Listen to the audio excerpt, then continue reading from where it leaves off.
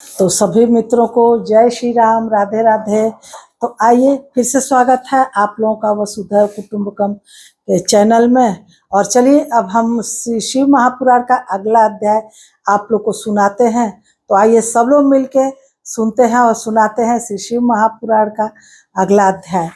ऐश्वर्य की इच्छा रखने वाले पुरुष को कर्क की संक्रांति से युक्त श्रावण मास में नौमी तिथि को मृगशिरा नक्षत्र के योग में संपूर्ण मनोवांछित भोगों और फलों को देने वाली अंबिका का पूजन करना चाहिए।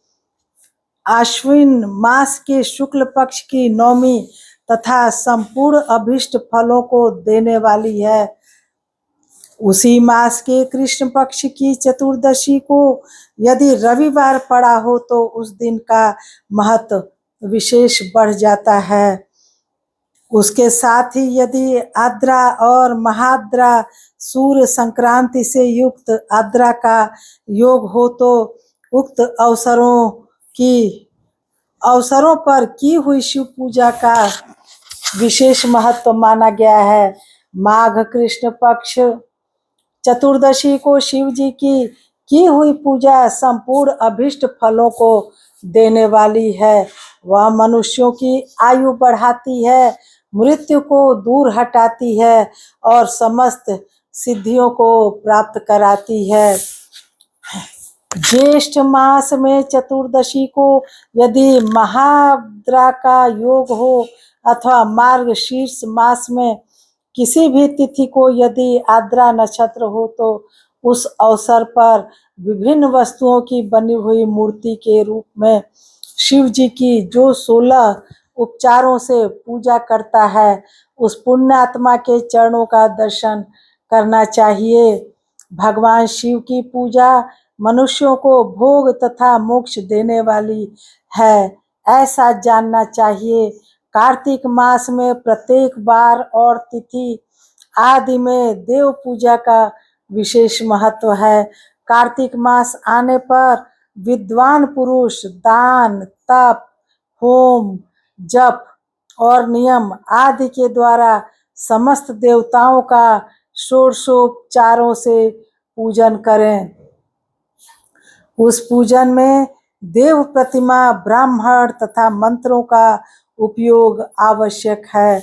ब्राह्मणों के भोजन कराने से वह पूजन कर्म संपन्न होता है।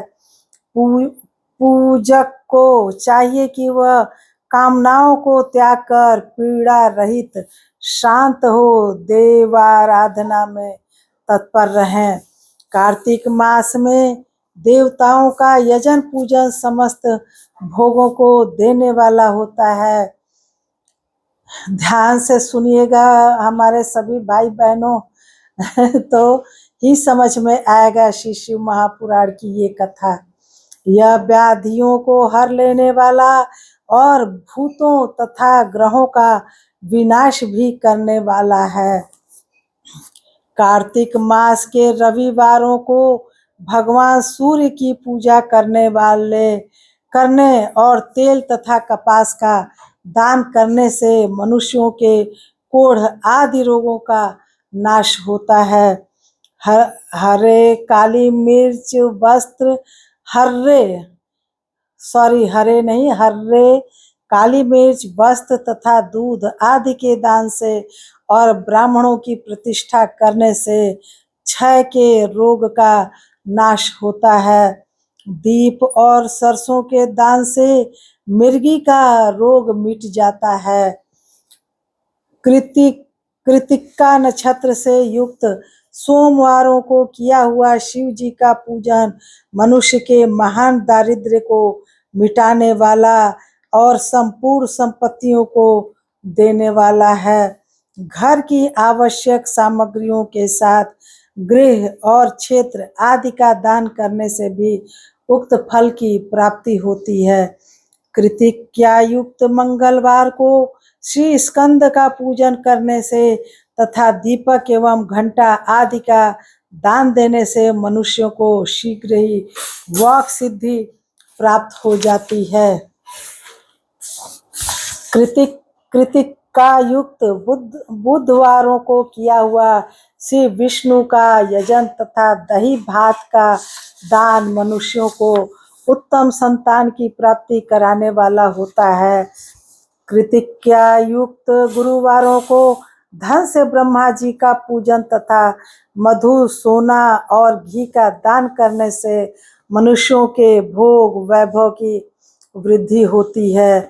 कृतिका युक्त शुक्रवारों को गजानन गणेश जी की पूजा करने से तथा गंध पुष्प एवं अन्न का दान देने से मानवों के सुख भोगने योग्य पदार्थों की वृद्धि होती है।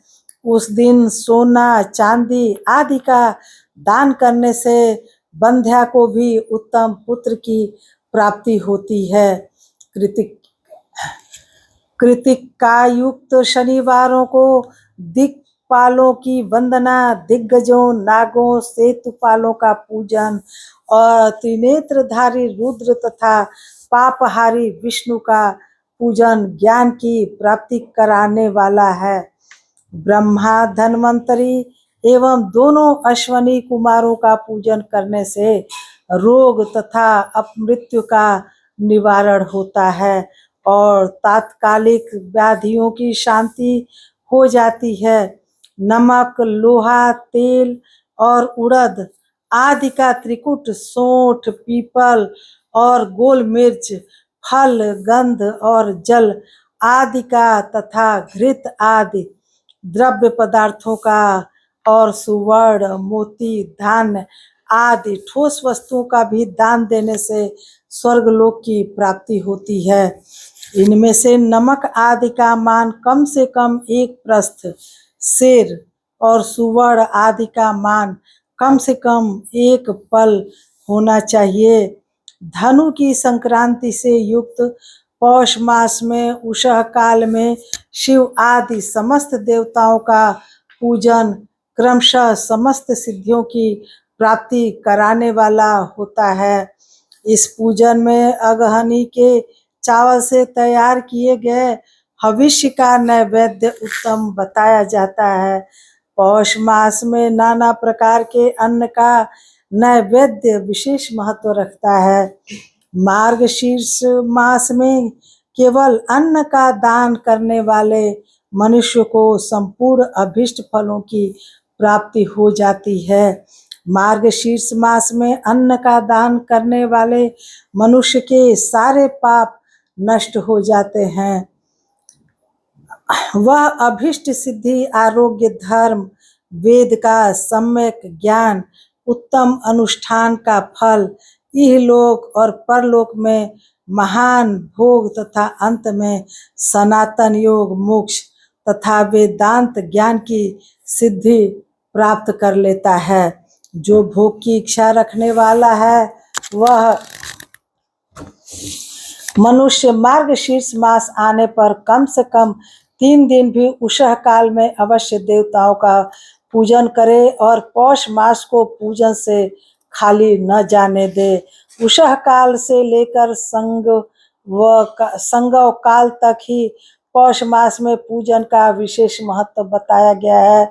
पौष मास में पूरे महीने भर जितेंद्रिय और निराहार रहकर द्विज प्रातः काल से मध्याह्न काल तक वेद माता गायत्री का जप करें। तत्पश्चात रात को सोने के समय तक पंचाक्षर आदि मंत्रों का जप करें। ऐसा करने वाला ब्राह्मण ज्ञान पाकर शरीर छूटने के बाद मोक्ष प्राप्त कर लेता है। तुझेतर नर नारियों को त्रिकाल स्नान और पंचाधर मंत्र के ही निरंतर जप से विशुद्ध ज्ञान प्राप्त हो जाता है। इष्ट मंत्रों का सदा जप करने से बड़े पापों का भी नाश हो जाता है। तो चलिए श्री शिव महापुराण के इस अध्याय को हम यही समाप्त करते हैं दोस्तों, क्योंकि 10 मिनट का ही हम आप लोग को 10 मिनट की कथा सुनाते हैं, फिर भी आप लोग का सपोर्ट नहीं आ रहा है। तो चलिए, अगर मेरा ये शिव महापुराण की कथा 10 मिनट की आप लोगों को अच्छी लगे, पसंद आए, तो दोस्तों वीडियो को लाइक, कमेंट, शेयर जरूर करें और सपोर्ट करिए। ध्यान से सुनिए दोस्तों, बिल्कुल समझ में आएगा। तो चलिए मिलते हैं अगले अध्याय में। तब तक सभी को जय श्री राम, राधे राधे।